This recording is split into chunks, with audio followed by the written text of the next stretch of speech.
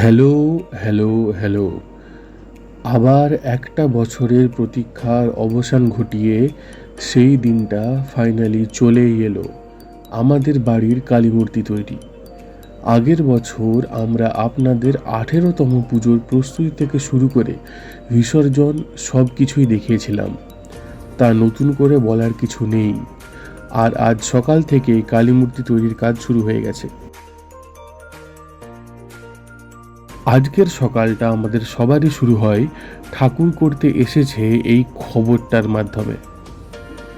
যেহেতু আগে থেকেই ঠাকুরের পাটা রেডি করা ছিল, তাই প্রথমেই পাটা আর বাঁশ দিয়ে কাঠামোটা যার উপর রাখা হবে সেটা তৈরি হয়। এরপর ধীরে ধীরে মিস্ত্রি খড় আর বাঁশের বাতা দিয়ে ঠাকুরের কাঠামো তৈরি করতে শুরু করে। খড় দিয়ে প্রথমে যে কাঠামোটা তৈরি হয় সেটা হলো শিব ঠাকুরের কাঠামো, কারণ এটা নিচে থাকবে। এর উপর তৈরি হবে মা কালীর কাঠামো। আপনারা শিব ঠাকুরের কাঠামো তৈরি করার এবং সেটাকে পাটার উপর রাখার কিছু দৃশ্য এখানে দেখে নিন।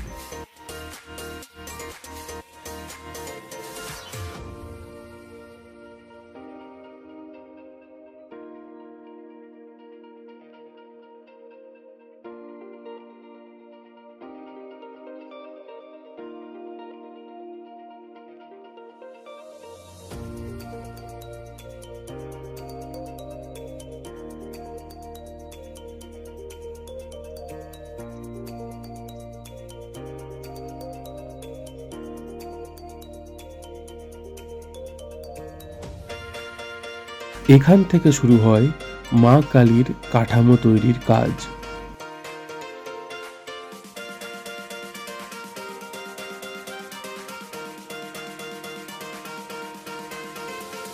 যেহেতু কাঠামো বাঁধা নিচে থেকে শুরু হয়, তাই প্রথমে মা কালীর দুটো পা এবং তারপরে ক্রমশ উপরের দিকের কাঠামো তৈরি হবে।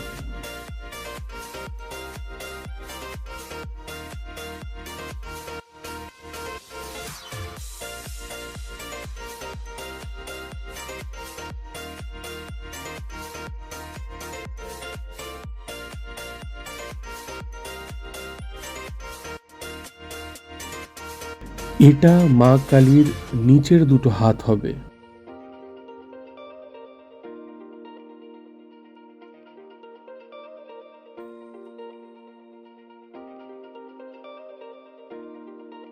বাড়ি এবং আশেপাশের পরিবেশ সহ ঠাকুরের কাঠামো তৈরির পুরো একটা ভিউ রইল আপনাদের জন্য।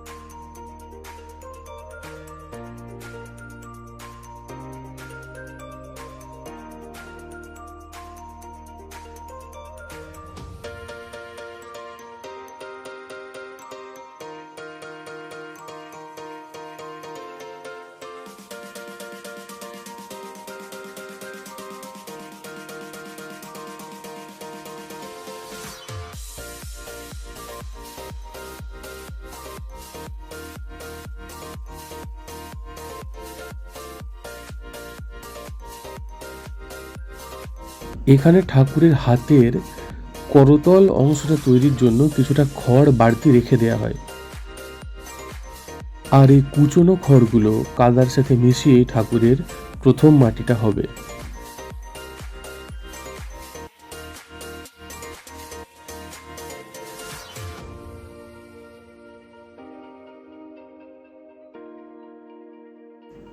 উপরের দুটো হাত বাঁধার সময় কারিগর ভাইকে ডাকে এবং ডেকে বলে ধরতে, যাতে কাঠামোর বাঁধনে কোনো আলগা ভাব না থাকে এবং তার গঠন যেন ঠিক থাকে।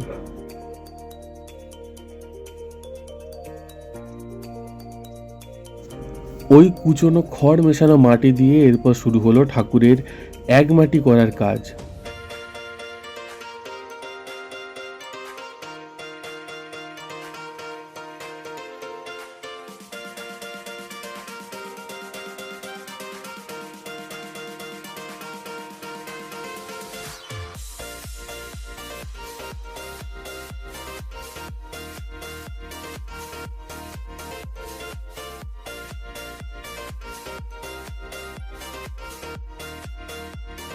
এই দুই কচি কাচাও ঠাকুর দেখতেছে, মুখের ভঙ্গি করছিল।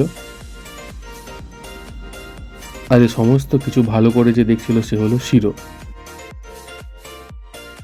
আজকের ব্লগ তাহলে এই পর্যন্তই। পরের ব্লগে আমরা নিয়ে আসবো ঠাকুরের 2 মেটের কাজ।